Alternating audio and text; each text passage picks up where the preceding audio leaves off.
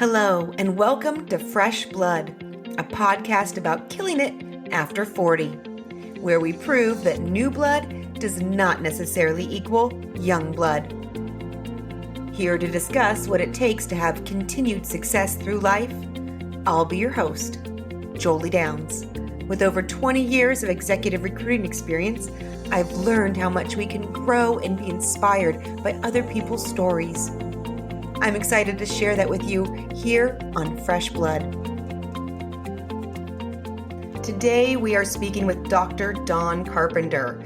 Dr. Dawn is an investment banker with the heart of a teacher and a scholar. She is a leading authority for financial management and the capitalization of social purpose corporations, having served for over 25 years as an investment and commercial banker and financial advisor to some of America's most venerable nonprofit corporations. Dr. Carpenter's work and business ethics also positions her as a leading authority in socially responsible business and investment. Also known as Dr. C, she is currently engaged as a Practitioner Fellow at Georgetown University's Kalmanovitz Initiative for Labor and the Working Poor, where she serves on the advisory board as the co-developer of the Labor Capital Management Fellowship Program. In her work at Georgetown University, she has also created a new business podcast fellowship program where she is hosting and producing an iTunes Top 20 business podcast. All of this, and I haven't even scratched the surface of everything Dr. Dawn Carpenter is currently doing. So Dawn, thank you so much for joining us on Fresh Blood. I'm excited to learn more about your story. Could you tell us a little bit about your personal path to living this life? What I'll tell you is listen to another podcast for that part of the story. I say that jokingly because this week I was on an Australian podcast called, let me make sure I get this correct. So if anybody happens to be interested in this backstory, they can go hear it there, because I don't know that I'm going to repeat some of that stuff. No, not just because it's like very intimate and very personal. And we've got a lot to talk about. And I think that's exciting. But this other show is called If Only You Knew. And so you can take what you want from the title. It's okay. I opened up the kimono and shared some of my backstory, which, given the background you just told your listeners about me, some people would never imagine. Cliff notes, I'm the daughter of two felons, the first in my family to go to college. I lived in academic dorms in my university as a homeless person while I finished school. And it's quite a story. So if anybody is interested, they can find it over there. But yeah, how I got to where I am really was after a decision to leave investment banking. I had the DNA of a banker. I'm a deal junkie.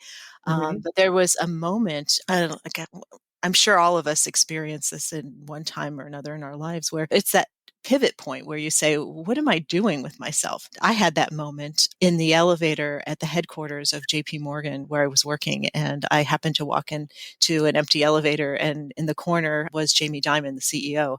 And we had this exchange, very innocent enough. Everyone at a certain level of the firm has their Jamie Dimon story, and my story was going to be crafted in those 30, 40 seconds that it took to get to the 42nd floor for me and the 50th for him. And I looked over and said, I met a friend of yours last night. And he looked at me, and he doesn't know me. And so it caught his attention. And I had happened to have met Bill Clinton the night before at an event. And now I look back at it, that sounds a little bit cheeky, but wasn't intended that way. But I was telling him about a movie screening that I'd been to with clients. And so I sent him, so I got off at 42. It was just a very pleasant conversation, no big deal.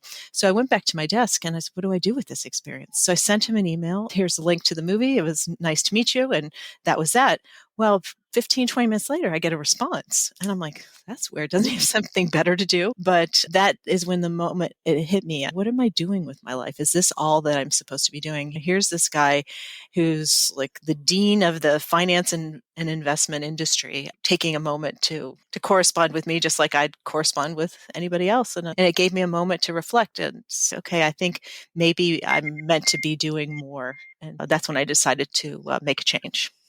Oh, wow. So I love this because so many of us experience this, especially at different times in our life where you have that moment of what am I doing and what do I really want to be doing and where should I be? So how did you decide to make the pivot from, because you said this was in your blood? Yeah, it still is. I sit on some advisory boards where I advise one organization, for instance, is the leading scientific organization. Actually, it's very notable now in the days of COVID, but they have a large endowment. So I help advise their investment committee. So I'm still involved a little bit, and I do consulting work with the U.S. Treasury Department. But for all intensive purposes, that's my retirement work. I'm sure a lot of your listeners have those kind of pet projects too in retirement, but or thinking about that direction. But for me, it was okay.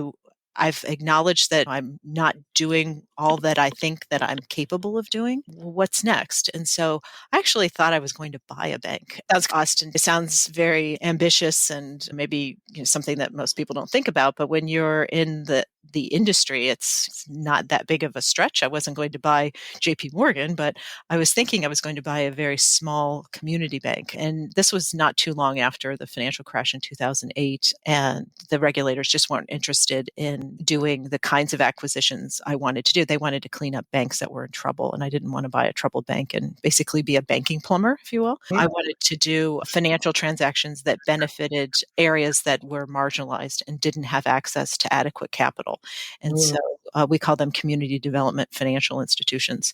And in the course of looking for one of these opportunities, I had a group of consultants who worked with me, and lawyers and banking consultants and accountants. And we came across an organization who actually happened to be here where I'm located, which is Washington, D.C., who had worked with a bank that was actually the first CDFI, Community Development Financial Institution, that was started in Washington, D.C. And they said, look, they participated in the troubled asset program after the financial crash. And part of participating in that program, which is when the Treasury bought equity shares in financial institutions, the idea was that the U.S. taxpayer wouldn't be an equity holder in banks forever. There would be an exit strategy. But for these specialty kinds of banks, the exit strategy is not so clear. I went over to help this organization, did my job, stayed on a little longer to help them get recertified as a CDFI because the person who had done that the last time had retired.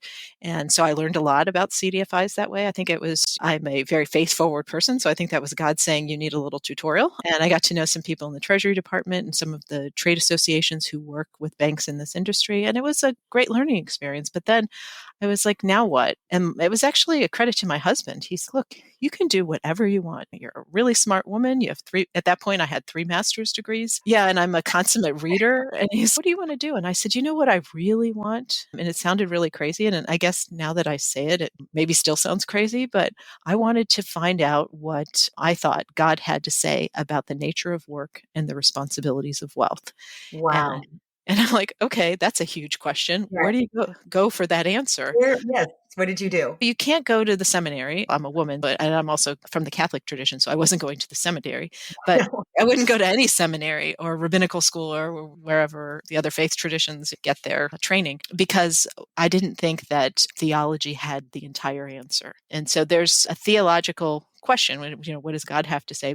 But what's the implication of that, which is what I really wanted to get at. And so I had to find a place where I could study it from an interdisciplinary perspective so I could learn what other scholars in other disciplines, because I don't know how many of your listeners are familiar with the academic world, but it's very siloed. So if you go to study at a very high level in economics, as an example, you become an expert, not in all of economics, but in a very narrow area of economics. I didn't think I could get what I needed in a very narrow anything. I couldn't look at this in theology. My background, I have a graduate degree in Catholic theology, one in finance and one in political science. Oh, wow. Yeah, this seems random, but in my mind, it's not, because I needed all those disciplines. I just didn't realize why I needed them at the time. And so I found a program at Georgetown University that's an interdisciplinary doctorate.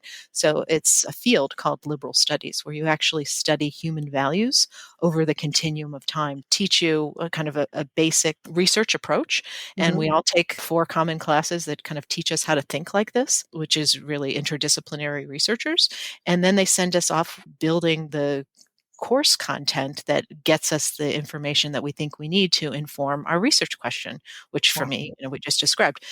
And so I found myself a lot in the history department, social psychology, which is really great. So I'm with PhD students who are learning a lot about a very narrow area. So here I come in with this big, broad perspective, and it was very enriching from an intellectual perspective. So Oh, I can only imagine.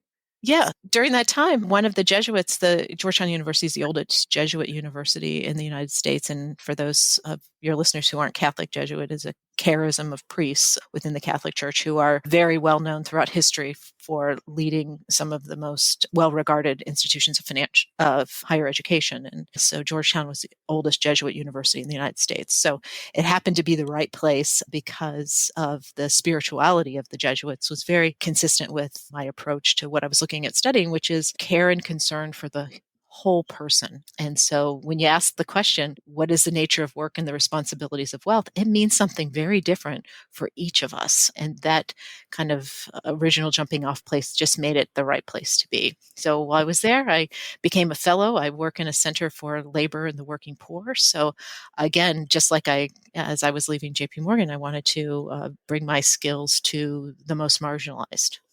This is fascinating. Now, with everything that you learned throughout that process, what would you say was one of your greater takeaways that have helped you in life? Personal perspective, it's what I learned from that research and that work solidified something I knew, again, from a faith forward perspective, from a faith lens, which is this belief that each of us is created as a unique individual in the image and likeness of God. And we're not repeatable. If it's like this theory, if you imagine an image of a pond and you drop a pebble in the pond and you see the ripples, everybody's stone makes a different shape of ripple, and we all impact each other. There's this common sense of humanity. And so for me, you ask me, what did I get out of it? I got what I needed, which was the intellectualization of something that I had already believed in by faith. Wow, it's beautiful. And it's so true. We're all connected and we all are impacting each other in so many ways that we don't see. What brought you to building your podcast? Oh, this is an interesting story, perhaps. I've actually, too, in the intro, you referenced my very first one, which was called More Than Money. And we started this in 2015. And I say we because in accepting this fellowship position in the university, they said, look, we study labor and the working poor. We know a lot about labor, but we don't know so much about business and finance. And that's a resource you bring. You help us with this. We'll help you with some other kinds of resources. So they gave me some research assistants and they said, well, do whatever you want. Okay. And at the time, I was on the board of advisors of another business school. And I had approached that business school about doing a television program to promote what their business professors were doing and how they were providing additive dialogue to business ethics and areas like that. And they said, wow, that's a great idea. And it's a faith-based university. And so they said, oh, we know the president of this very large Catholic media network. I think they'd love it. And so we sat down with the president of the network and he said, yeah, this is great. Just do a pilot and we'll see about making this happen. One of the professors on the faculty who was assigned to work this up with me, we were sitting down talking about our views on what we wanted the show to be or what we thought the show's value could be. And we just had very different ideas. And I guess if you were to think of it from an ideological perspective, we come from the same faith tradition, but we have different ideological views. And I knew it was probably not a good match when he asked me. His interest in the show was to do more profiles of executives, and mine was to say, let's make it more thematic, where we'll take a theme and then see how it plays out in the world, and we'll choose our themes that are things that resonate within our faith tradition. And just said, what do you have in mind? And I said, what about the living wage? And there was like a silence.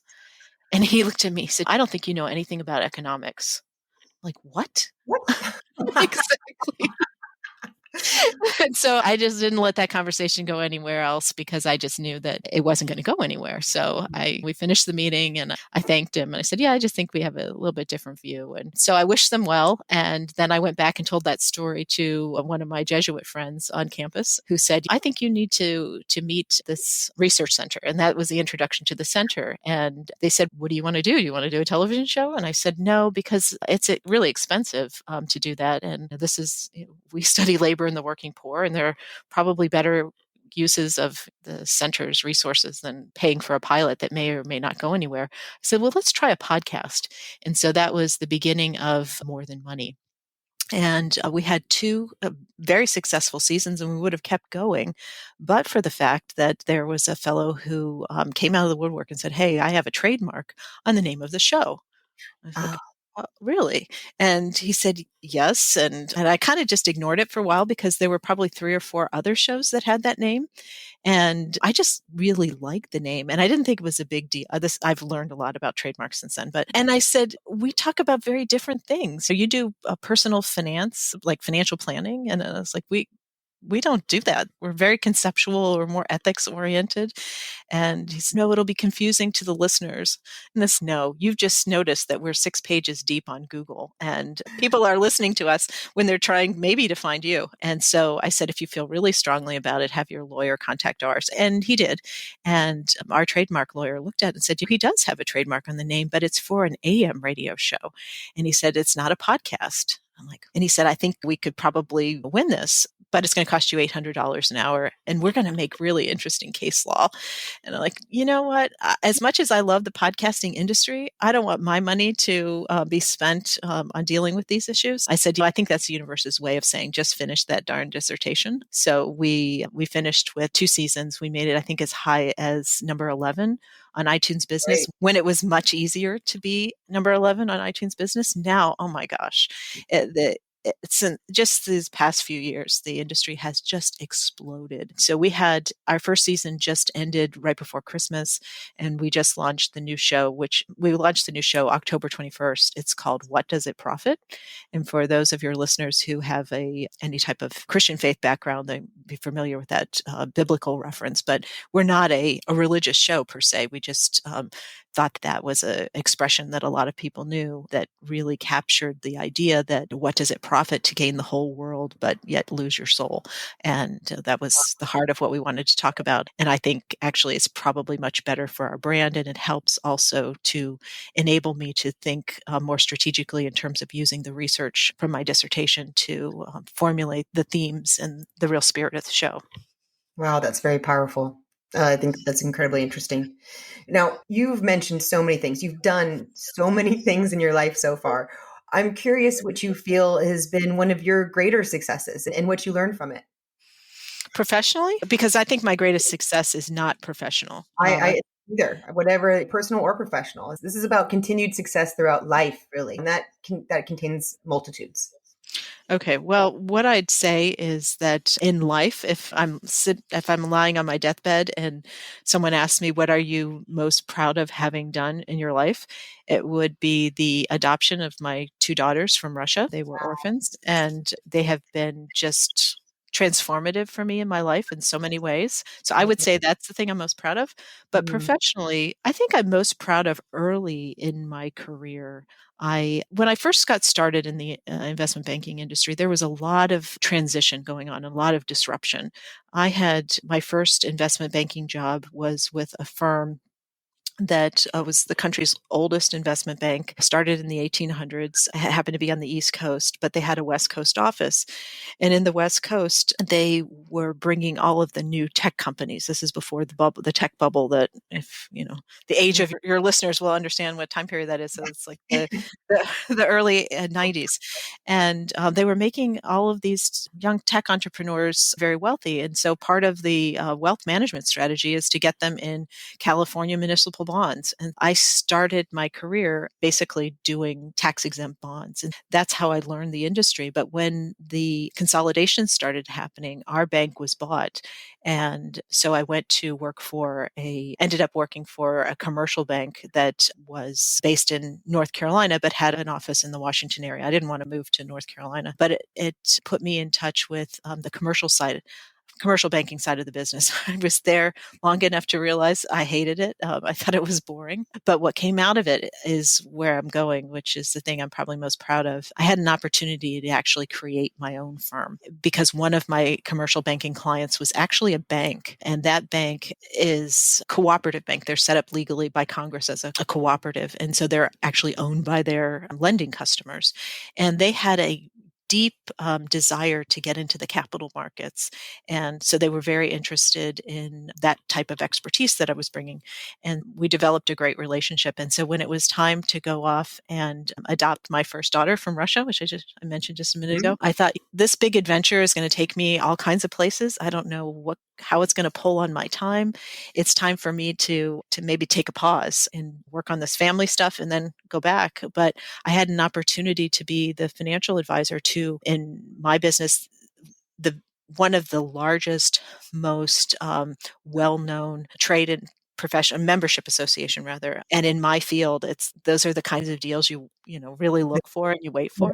And mine was there, and I'm like, okay, shoot, what do I do with this? And so what I decided was to create my own firm. So we got a contract to be a financial advisor as opposed to the underwriter of the bonds, which meant that I was going to advocate for that client with the banks. And so they paid me a fee for doing it. So it gave me a first really big client to create my own firm, which was we named EOS Financial Group, which EOS is the Greek goddess of the dawn. So I love yeah, now it's names of phones and whatever. But so that was the beginning. So I did that for about 6 or 7 years and then ended up selling it back to the bank where that had originally been my client. That I think I'm most proud of because we were really able to build a very successful business that actually gave me the resources to pay off my house, fund my kids' college education, all of the things that I needed at that time in young period of my life that gave me the financial security to be able to have much more freedom when I got older. What do you feel contributed to that success? Because that's a big deal. Everything you just did there. What did you do that helped make you successful in this process? Because this is something a lot of people are thinking about or want to do, and it isn't easy. Oh, I think I was naively fearless. Really wonderful thing to have, actually. Yeah. I think back at it now, it's like I went through undergrad and my first master's degree very quickly. So I was, probably 21, 22 years old when so I was just barely old enough to go to the cocktail parties when I started my first investment banking job. And I was the, youngest person there, but I didn't want to look at it that way. I never looked at it that way. I thought, you know what? This is my position within the firm. I'm going to take it seriously. And the best thing you can do to be taken seriously in a financial institution is bring in deals. So I went out looking for deals and I got them and I brought them in. And so what can people say? And now fast forward all of these years, I'm like, now I'm staring at being the oldest person. So What's it's, that like for you? Because but you mentioned you were the youngest when you started, and you did, when we were talking earlier, you mentioned that now your team is comprised of much younger people generally. So what is that like? It's great. You know why? Because last year, 2020, before we all knew there was going to be a pandemic, I decided that I was going to learn something new about tech every day. And so I still do that.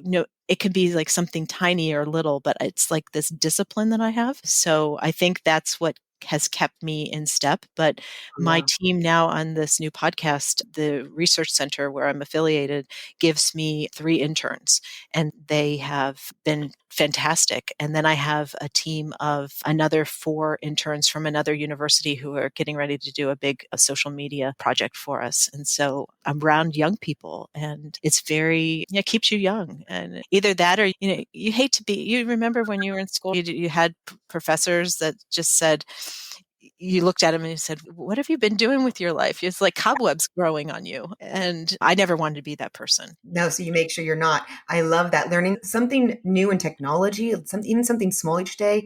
I can only imagine how that has catapulted throughout the years now and all the things that you know. And that is a key to success, particularly in this day and age. And learning from the younger generations. And that's what we all need to do. They need to learn from us and we need to learn from them. We all have something to offer.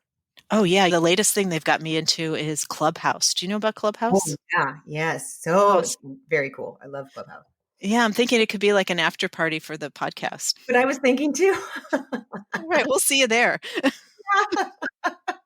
We'll have to coordinate. Exactly. And now, how did you celebrate your birthday during this time of COVID, out of curiosity? Well, that's interesting. I have a husband who would do absolutely anything on earth for me. So he had all these ideas of what he wanted to do. And I'm like, no, we're not getting on a plane. No, we're not going to some island. All of these things that he Yeah. suggested. And he's, how would you like to celebrate? And I said, you know what? I just want one cupcake. There's a wonderful, I'm going to give a little promo for our neighborhood cupcake place. It's called Baked and Wired, the best cupcakes in all of Washington, D.C. And they have, Ooh, yeah, they have a cupcake. It's they're a little bit oversized. So I thought in lieu of a cake, I said I want a cupcake because it's like portion control. So mhm. that's one thing I've noticed when I've gotten older. I can't eat the way I used to eat without really feeling it, so or Yes. seeing it. And so I said I want that cupcake, and then we'll get a fancy restaurant to deliver through Grubhub, and we'll have the family at the table. And then we have two daughters at home. One's in college, one's in high school, and then I have two stepchildren who are grown. One's in Chicago and one's in Baltimore. So they zoomed in. We put them on the dining room table, and then we had our little pod, and we did our birthday dinner and cake, which is our Right. family tradition anyway. Yeah. But the best thing about my birthday, from my perspective, was the gift from my children. They purchased for me, which I think they'd been talking to their grandmother, but a pair of roller skates, like Oh, old fun. retro roller skates with the four, not rollerblades, but roller skates. And they're pink and they've got yellow laces and it's fabulous. And it's like, where do you roller skate? We have been blessed due to probably global warming with very mild winters here in Washington. And when we moved into our house, we live in an old historic neighborhood and there's a terrible rat problem. Mhm. And it's just one of those citywide or this part of the citywide problems. And so I hate rodents more than really anything. And so I said, when we renovated our yard, I said, we're going to take out all the potential rodent habitats.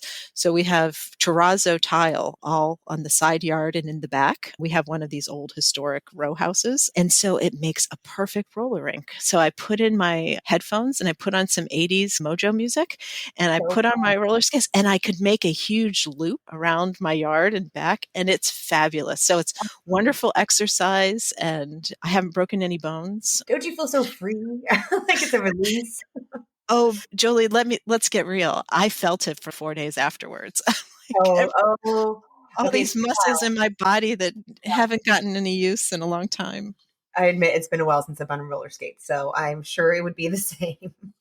Yeah, I don't know if you ever get it around to National Geographic, but this month's they do it. I think they publish every 2 months. So for January and February, they have an article on the history of roller skating, which is fascinating. It's a couple page article, but it gave me a better sense of what was the expression? It was I don't remember. Oh, hell on wheels. That's what it is. So in this article, they were talking about how the preachers back in the 1800s, when roller skating was becoming a thing, they thought it was just like the road to hell, and so that's where that expression comes from. So I thought that That's was great. pretty funny. So I thought that was a very fitting gesture towards the decade of starting to begin to feel like you might be getting old. Yeah. Yeah, I agree. I agree. I want to back up for a minute because there's something that's been pinging around in my mind. You mentioned in the beginning that you were the daughter of two felons, and then 5 minutes later or so, you're talking about potentially buying a bank. I It's a little I cognizant dissonance in there. Is there anything that you can point to that has helped you find this success in life when maybe coming from a situation that didn't perhaps set you up for it?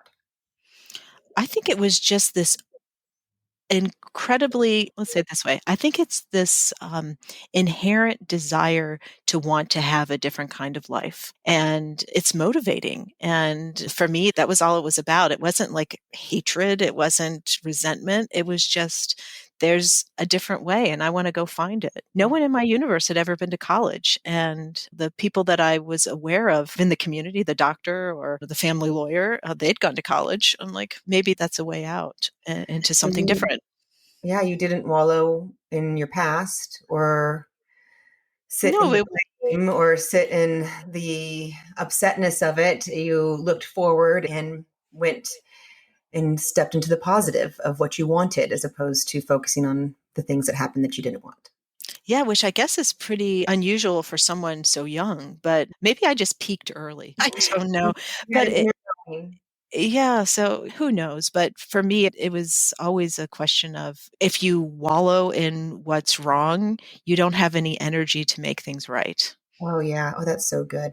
So true. Let me segue into this. Can you tell us about a time that you failed or made a really big mistake and what you learned from it? I wish I had pre-notice on that question because I'd like to give a really good answer. But from my personal life, I probably would have married. I got married very young in life and I married the wrong person. And so I think that really important life decision was not the best decision. And I think you can't, obviously you can never go back, and things worked out the way they did, I think, because they were supposed to work out. But if I were to design and be in complete and total control over my life, I would say that's something I would change. But it's hard to look back and say any of the things that happened are necessarily bad because they got you where you are. We all have to get through hard stuff. It's nobody gets out of this life alive, and something's going to kill you. I'm not saying be reckless, but um, don't let it kill you. Don't beat yourself up for it, I guess is what I'm saying. Yeah, there's no good in that. And too many of us spend way too much of our time beating ourselves up. And there's really no point. We just need to stop. And would you actually say this to somebody else? The answer is no. That's a good barometer. Going through divorce, that's a big thing. This is a very big thing. And regardless of what the situation is, divorce is a difficult process to be going through. And it's probably something that a lot of listeners have dealt with or are dealing with. How did you continue to move on in a positive way through a struggle like that? It was the single worst part of my entire life. And I've been through some pretty awful experiences. And I guess it was my children. I have two, beautiful daughters who themselves have their own issues to overcome. They came from very awful circumstances, and they both have had very significant health problems. And I thought, you know what? They need me. So I've just got to motor through this. And it's going to be not only in my interests, but really more so in their interests to make all of this right. And so that's what gave me the fuel to keep the engine going when some days I just wanted to put my hands up and give up. Yeah. That's one of the more important things in life that you can possibly be looking at. Exactly. I have to say my kids have helped me through some very difficult times as well. Oh, yeah. They focus you on what's important. Yeah, and they look up to you, right? Hopefully, as a parent, you're the person that they want to become or they want to be like. That's in my view, part of your role as a parent is in raising another human being is to give them the best you can give them, which is yourself and the best of yourself. I don't know about you, but there are probably countless ways every day that I fall short, but I just usually can go to bed at night saying I did what I thought was my very best. Yeah. And I appreciate you saying that because I feel like that's how most parents probably feel at least that's how I feel too. I always feel like I'm falling short. So it's a constant feeling. And I think it's just when you love someone so much and you want to do so well, and we're only human, we are all doing our best.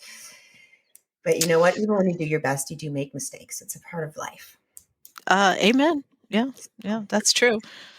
We are an imperfect world. Mm-hmm. Mm-hmm. And we have to be kind to ourselves. Now, I'm curious, are there specific habits that you've adopted over time that have helped make you successful? Really, you juggle a lot, Dawn. So I'm curious if there's anything that you do that helps contribute to this. Oh, I am if I have any skills, I would say the strongest skill I have is I am an incredible multitasker. And so I don't know, maybe it's part of my psychological makeup, but I really feel like should I say this? I think that it's really important to be able to do what you say you're going to do and to be really structured about it, because it's very easy to say, I'm going to do this project. In my own mind, I say to myself, okay, if I'm going to do that project, what has to happen in terms of steps to get me to that place where I want to be? And technology is really great now. I'm going to do a commercial for a tech company, but I like to use Trello project management and putting in everything in there so it's all organized, and then I can delegate it out to different people. And so again, it's that discipline of learning something new about tech all the time that has really helped. But we haven't always had tech. So I remember the days, actually my kids found the bag cell phone in the storage closet, those things with the big antenna on them. We used to use.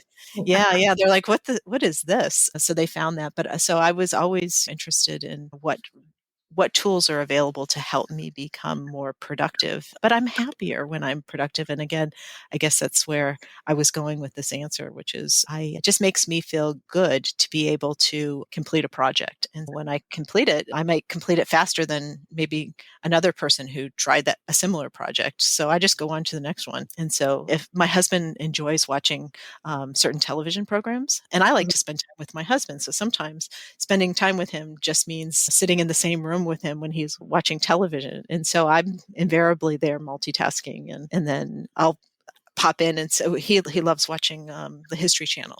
And so I'll interject and ask a question because I'm watching it too. And so we're there. I also think that it's important that when you're with someone I don't want to give the impression that I'm the kind of person that takes my cell phone to the dinner table. I know what you were getting with.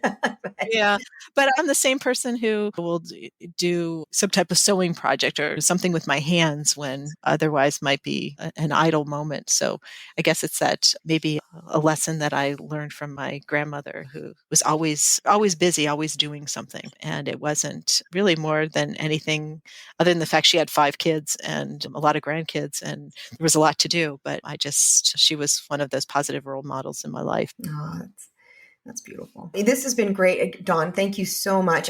Before we get going, I'd love to ask one last question. Is there one change that you can think of that our listeners could make right now in their lives that would help them get closer to their own success or their own fulfilled life? I think there's a lot of hard work that goes into figuring out who you are. And I think that is sometimes the stumbling block for a lot of people. They're like, I just don't know what I'm supposed to be or what I'm supposed to do.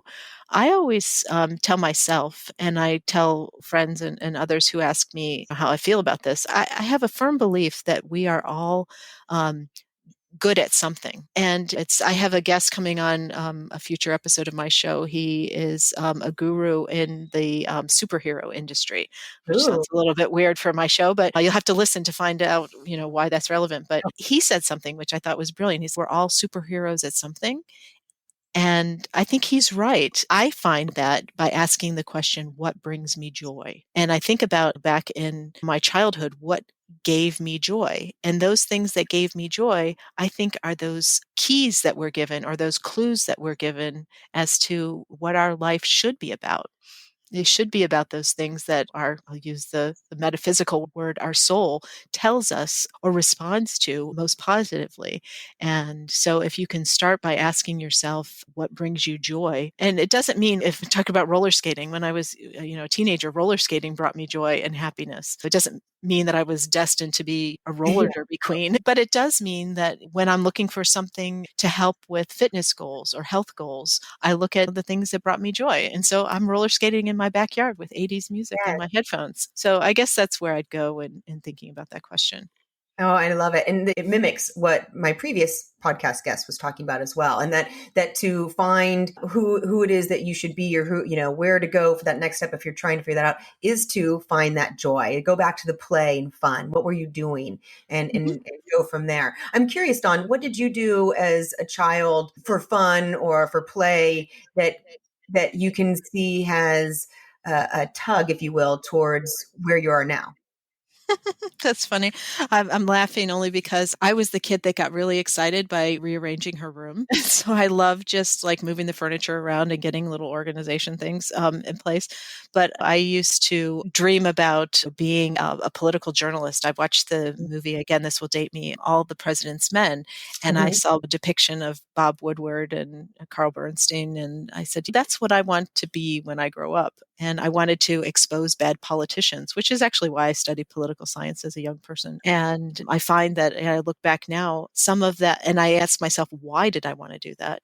And I guess what I had instilled in my kind of core values were that we should live in a uncorrupted as much as we can society. And that's never going to happen. But in the work that I do, teaching people how to find a way to understand what their responsibility is to contribute to their development of their own life and the lives of others through their work, but also through how they use their wealth. And in those days, that was the 70s and 80s. Nowadays, the political sector isn't the only sector that has influence there. Now the economic sector is such a player in culture and society that I just think that those same values show up just in a different domain. Yeah, I completely agree. No, that's fantastic. Now, is there anything I didn't ask that you want to mention or bring up before we sign off? If I don't know if you're going to put this in the show notes or link it somewhere, but if these topics are of interest to any of your listeners, we'd love to have them try out our podcast and see if it's something that resonates with them. Absolutely. I will have all the links in the show notes for anyone who wants to check it out, as well as to your profile to learn more about you too. There are so many great takeaways from Dawn's story. A big change happened for her with that chance encounter with Jamie Dimon in the elevator. Someone who is a big deal in Dawn's world connected with her in a way that she connects with other people, and it made something click inside. Why couldn't it be me? Maybe I should be doing something more with my life. What am I doing? And more importantly, what do I really want to be doing? Where am I meant to be? I love these questions. These are such important questions, and I find they begin to stir for many of us in the midlife time frame. It's because naturally, as we get older, what we will want for our lives will change. We're constantly expanding and growing year by year. But the older you get, the busier life becomes. And it's so easy to get caught up on the path you've set before you, with your head down, doing your best to exist without ever stopping to ask yourself, is this still what you want to be doing? Are there any changes that would bring you greater happiness? More fulfillment? Whatever that thing is that speaks to you, and it will be different for every single person. But whatever it is that speaks to you, that is a great place to start putting your focus and attention into the possibilities. Dawn has a lot of pet projects that she's working on, things that she has in mind for retirement. She's really thinking ahead to where she can lend her talents in the areas of her passions. This is a great place to start if you're trying to figure out what you're meant to be doing. If you had all the time and money in the world, what would you choose to do? What would fulfill you? What would your purpose be? Where would you want to bring value? Start thinking about that and then get involved now. Volunteer during your free time or join an organization or an affiliation that are related to your topic. Meet other people passionate about the same topic. What you'll find is more joy lighting you up and making all the other aspects of life better. I can't tell you how many people I've spoken with who have done this exact practice and found that it led to a new, fulfilling path in life. You get to choose your future path. We can't always veer in a completely different direction immediately, but we can start taking those baby steps that will eventually lead to long strides in the right direction. I love that Dawn reminds us that we are each created as unique individuals, and we are not repeatable. This is one of the greatest things about life. We all have these underlying feelings that are the same, this oneness that can connect every human, yet at the same time, we are all so uniquely different. And this is what makes us beautiful. As Dawn said, we are each a unique stone, making a different shape of ripple, creating an influence that we will never truly know the impact of. We're all connected, and our energies make an impression.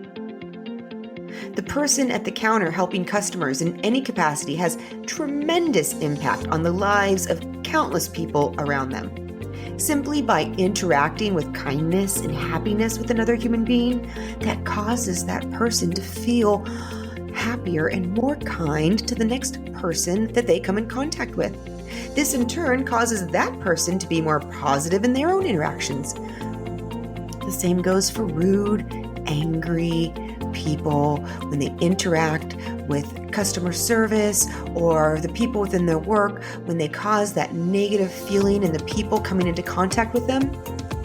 Those people in turn react slightly gruffer and more impatient and a little more negatively with the next person that they come in contact with, and so on and so forth. We each of us hold incredible power in each simple interaction with another human being. What kind of impact have you been making? What kind of ripples has your stone been creating? Are they the kind that you feel proud of? I hope so. And it's okay if they aren't. We all make those kind of ripples sometimes too. Just bring awareness to the kind of ripple you're creating. And if you don't like what you see, the good news is you get to change it. Start leading with kindness both to yourself and to others. It really is as easy as that. Dawn had excellent advice for staying relevant in a youth-dominated culture. Dawn decided that she was going to learn something new about tech every day and continues to do this day after day. Something tiny, but still, every day she adds to her tech knowledge. This discipline keeps her in step with the ever-evolving tech world and keeps her relevant in her field. This is something we can all be doing easily. Even if tech is not the area you want to learn, you can apply this to any industry or any expertise. Decide that you will learn something new every day in whatever field it is of interest. Even if it's something small, but every day you'll take that baby step in your chosen space. And just imagine how much more knowledgeable you'll be in 6 months, in a year, in 5 years. Apply this to multiple topics and you can learn and eventually dominate in any topic you choose. 1 percentage point every day for a year puts you operating at a 365% increased capacity on your chosen topic. Apply this to your life. I promise you, you will see positive results and you will feel daily internal satisfaction. Dawn had also mentioned having professors in college who seemed like they had cobwebs growing on them, and she never wanted to be like that. It helped her stay connected to the younger generation. This is really important too, because there is so much to learn from every generation. We all have knowledge to share, and we need to keep the communication open with each other so that we can all grow and expand even quicker than we would have had we been siloed in our own generation only. Now, on the flip side of this, on the flip side of the cobwebbed professors, we all know those teachers that have that effervescence, that youth about them, right? My dad was a teacher, and side note, my dad died the day after he retired. Literally, the day after he retired. If that doesn't make you want to find something that fulfills you now, I really don't know what will. But my dad was incredibly youthful. He retired at 65, the standard retiring age, but his students were shocked to learn his age at his funeral. They thought he was much younger. It's because my father embraced every generation. As they came through his classroom, he learned about the music, he learned about the culture, he learned about the lingo, and he genuinely cared and connected with people of all ages. He remained young at heart, young at soul. And I am telling you, that absolutely translates into how you appear to other people. Your aura is palpable. There is so much to learn from each and every person, regardless of what age or stage they are in life. Even simple understanding leads to learning. Dawn's story didn't have an easy beginning.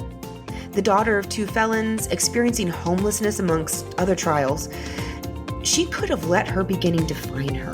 She could have let her beginning cause her despair or make her feel unworthy. She could have stayed in that victim role, using it as an excuse to go down a similar path. Because why care, right? How many people go there? Why should I care when no one else does? You should care because this is your life. It belongs to you. You only get one. All it takes is a desire for something better and then the willingness to work for it. Make the decision and then start taking the baby steps forward. It does not mean it will be easy, but I promise you this, it will be worth it. Turn your victim story into your victor story. Stop focusing on the past.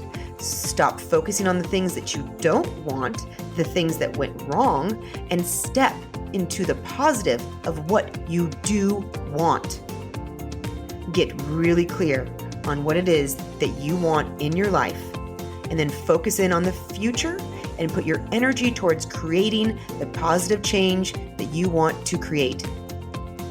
As Dawn says, if you wallow in what's wrong, you will not have the energy to make things right. I appreciated that Dawn shared with us the difficulties of going through her divorce. What she learned from the experience is also something that is invaluable. As she said, things worked out the way they did because they were supposed to. And we can't see that always when we're going through the tough times. But this is what hindsight teaches us. The longer we live, the more we see that 20/20 hindsight gives sense to most things. Hard stuff gets you to where you are. There is no good in beating yourself up for it. It's so easy to feel like you're falling short, like you're doing your best to exist day to day while everyone else is thriving around you. It's so easy to feel like you're just getting by, like you're not doing any one thing really well. And it is so easy to beat yourself up for all of it. Please stop. Just please stop. Just stop. I used to do this to myself until it finally sunk in. Why? Why would I treat myself like that? You are your own best friend. You are your own best supporter. Why would you not be your own friend? Why would you not be your own supporter? Whatever you say to yourself, stop and ask yourself, would I say this to somebody else? Would I say this to somebody I loved? And if you're telling yourself a message you would not share with someone you love, then it is time to change that message. Go to bed every night and know that you did your very best. And if something didn't go as you liked, then ask yourself, what can I learn from this situation? And how can I do better next time? I just had this experience myself this weekend. I set out to realize a goal, one that I was very excited about. I did not reach that goal. I failed at reaching that goal. I could have spent the next few days beating myself up, telling myself, why'd you even try for that? Why did you even go for it? You should know better. You're not worthy of that. Or I could spend the next few days looking at the things I learned. What did I do that went well? What did I do that didn't go so well? What maybe should I have changed? What can I learn to do better next time? And I will do it again next time because it's important to me. Doing this allows me to only suffer the one arrow of defeat that I was given when I didn't reach my goal. If I had allowed myself to beat myself up with these disempowering thoughts, with these negative questions, I would have suffered a third, a fourth, a fifth arrow of pain and despair. But instead, focused my mind on where I can learn. I reminded myself that there is no failure in life. There is only winning and learning. I didn't win this time, but I am learning because of this mindset. The experience was as painless and positive as it could possibly be.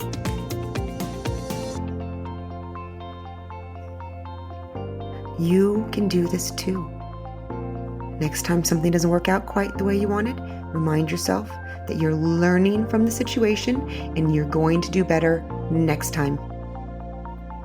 Be kind to yourself and give the same courtesy to others. We are all works in progress. There is no one to compare yourself to except the person that you were the day before. Perfection does not exist in humans. We live in an imperfect world that happens to be perfect for our soul's development. Dawn gave great advice around reaching your goals. She stays very structured about what she wants to do. She thinks about her goal and then she figures out what she needs to do to get there, working backwards. She figures out each step needed to accomplish said goal and then moves forward with each step-by-step process. This is really important. When you break your projects into smaller steps, this makes it much easier for you to accomplish your large project. Every time you finish the small goal, you will feel good internally, and that internal satisfaction will make you want to finish the next step and so forth. Doing this makes it much more likely that you will stick with your plans and actually reach your goal. You need these internal high fives happening consistently, so stick with those smaller goals. It's a great psychological hack to help you reach your bigger goals. Finally, let's bring it full circle with a reminder from Dawn that we are all good at something. We are all superheroes at something. What is your superhero strength? What brings you joy? What lights up your soul? Sometimes figuring out these answers are the first steps to jump-starting the best next version of your life. So this is my wish for us all, that you find clarity on your own superhero essence and live a life full of that which brings you joy. Until next time. Thank you for joining us on Fresh Blood. Subscribe and follow us on all streaming services, including Apple Podcasts, Amazon, Spotify, Google Podcasts, and Player FM. You can also follow us on Facebook and Instagram at Fresh Blood Podcast. If you liked today's episode, please consider giving us a like and sharing with a friend. I hope you make today a most fulfilling day.